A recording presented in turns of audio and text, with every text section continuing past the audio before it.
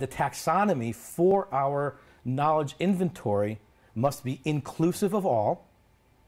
Everybody. You can't just knock out the ones who don't have a college degree. Everybody has good ideas. It must incorporate social capital, the ability to organize people in a team and get the ideas, extract the ideas.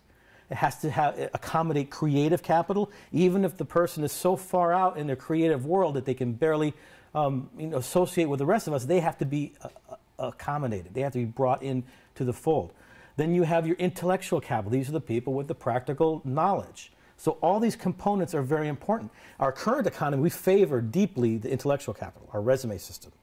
Okay, we tend to eliminate these other two by the resume process. You have the keyword search just kills social, eliminates these two, and it favors the intellectual capital. So you get a very bias, and you get a lot of groupthink from the current resume system. So again, the knowledge inventory needs to have those three components in it. An example of how an algorithm will be built, or how to machine enable such a thing, would be, suppose you use the Dewey Decimal System, just for an example. The Dewey Decimal System is used in libraries, and libraries use the Dewey Decimal System to classify and organize information, books, right? That's information.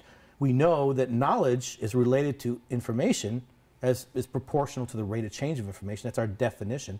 We know that.